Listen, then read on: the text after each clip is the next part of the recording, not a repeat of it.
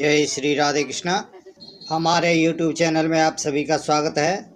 हम अपने YouTube channel में माता बहनों एवं सभी भाई बंधुओं का स्वागत करते हैं। तो दोस्तों, आज हम अपने YouTube चैनल के माध्यम से पितृपक्ष के कुछ लेकर के आए हैं जो 2 सितंबर से शुरू हो रहे हैं। हमें पितृपक्ष में क्या करना चाहिए, क्या नहीं करना चाहिए, वह सभी हम आपको बतलाने जा रहे हैं। तो दोस्तों, अब की वर्ष 2 सितंबर से पितृपक्ष प्रारंभ हो रहा है। उसमें इस दौरान पितरों की आत्मा की शांति के लिए पूजा की जाती है। पितृपक्ष में अपने पूर्वजों को पिंडदान और तर्पण भी किया जाता है, इसलिए इस पूजा को विधि पूर्वक करना चाहिए। मान्यता है कि पिंडदान की पूजा में किसी भी तरह की लापरवाही करने से आपके पितरों की आत्मा आपसे नाराज या अशांत हो सकती है। तो इसलिए इसको करते समय कुछ बातों का ध्यान रखना चाहिए। आज हम आपको पितृपक्ष के दौरान कुछ ध्यान रखने वाली विशेष बातों के बारे में बताएंगे, जिससे आपकी पूजा पूरे विधि विधान से बिना किसी गलती के संपन्न हो सकती है।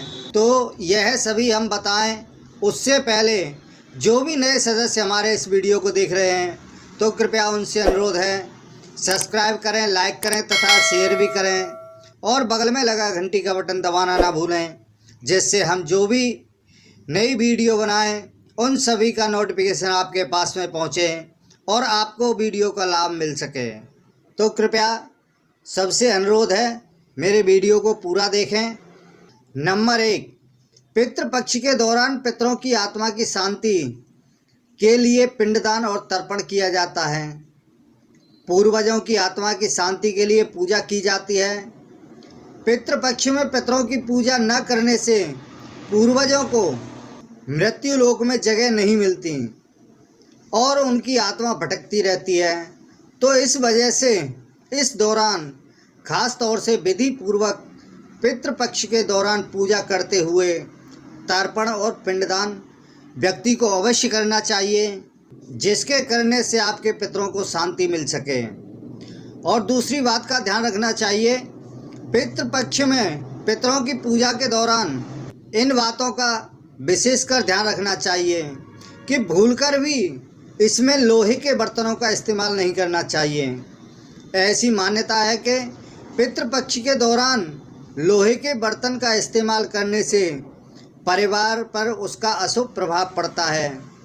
तो इसलिए इस दौरान विशेष रूप से तांबा, पीतल या अन्य धातु से बने बर्तनों का इस्तेमाल करना चाहिए। अगर आप लोहे के बर्तनों का इस्तेमाल करते हैं तो आपके घर पर अशुभ प्रभाव पड़ सकता है। और तीसरा है, जिस दिन आपके घर में श्राद्ध हो, आप अपने पूर्वजों का श्राद्ध कर रहे हैं, तो इस दिन शरीर पर आप तेल का प्रयोग ना करें। और यदि आप पान खाने के शौकीन हैं तो आपको पान भी नहीं खाना है जिस दिन आप श्राद्ध कर रहे हैं उस दिन। और किसी के घर का खाना भी नहीं खाना चाहिए, यह बिल्कुल वर्जित है। यदि आप ऐसा करते हैं तो आपको लाभ अवश्य प्राप्त होगा। अगर आप किसी के घर का खाना खाते हैं या तेल का प्रयोग करते हैं तो आपका और आपके परिवार के ऊपर अशुभ प्रभाव पड़ सकता है। और चौथा है कि पितृपक्ष में अपने पूर्वजों की आत्मा की शुद्धि के लिए पूजा की जाती है। यह समय उन्हें याद करने का और पितरों के लिए शोक मनाने का होता है। तो एक तरह से यह शोकाकुल का माहौल होता है। तो दोस्तों, इसलिए हम कुछ उपाय बता रहे हैं कि इस समय कोई भी शुभ कार्य संपन्न नहीं किए जा सकते और ना ही किसी भी तरह की नई वस्तु खरीदकर आप घर में ला सकते हैं, क्योंकि इससे भी घर पर अशुभ प्रभाव पड़ता है। क्योंकि आप सभी जानते हैं कि पितृपक्ष में कोई नई वस्तु का खरीदना बहुत ही अशुभ माना गया है। तो इसलिए पितृपक्ष में कोई भी नया कार्य या नई वस्तु नहीं खरीदनी चाहिए। और पांचवा है कि यदि पितृपक्ष के दौरान आपके घर पर कोई भिखारी आता है या कोई भूखा भोजन के लिए आता है तो उसे खाली हाथ न जाने दें, उसे भोजन अवश्य कराएं और प्रतिदिन अपने घर की छत पर पक्षियों के लिए दाना डालें, क्योंकि पता नहीं किस रूप में आपके पितर आपके घर आ सकते हैं। आपके पितृ पक्षी के रूप में भी आ सकते हैं और किसी मनुष्य के रूप में भी आ सकते हैं। तो इसलिए कोई भी आपके घर पर आए तो उसे बिना भोजन कराए आपको नहीं जाने देना चाहिए।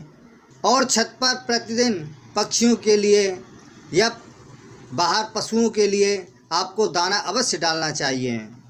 और छठवां है, जो पुरुष इस पितृपक्ष के दौरान अपने पूर्वजों का श्राद्ध करते हैं उन्हें विशेष रूप से इस बात का ध्यान रखना चाहिए कि इस दौरान उन्हें अपनी दाढ़ी नहीं बनवानी चाहिए और ना ही अपने बाल कटवाने चाहिए।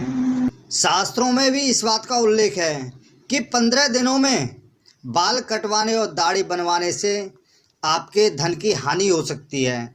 तो इसलिए ना तो दाढ़ी कटवानी चाहिए और ना ही बाल कटवाने चाहिए। और 7वां है कि पितृपक्ष के दौरान घर पर ही बनाए गए सात्विक भोजन से अपने पितरों को भोग लगाना चाहिए, ना कि बाजार से खरीद कर लाना चाहिए। यदि आपको अपने पूर्वज की मृत्यु तिथि याद है तो ध्यान रखते हुए उस दिन ही पिंडदान कर सकते हैं।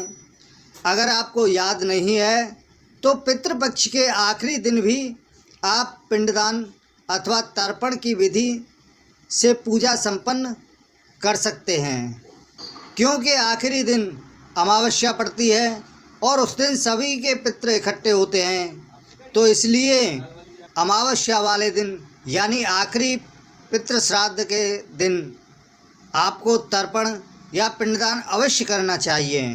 तो आज के लिए बस इतना ही। आज हमने आपको पितृपक्ष के दौरान क्या करना चाहिए क्या नहीं करना चाहिए वह सभी हमने आपको बतलाया है। तो इसी के साथ ही जय श्री राधे कृष्णा।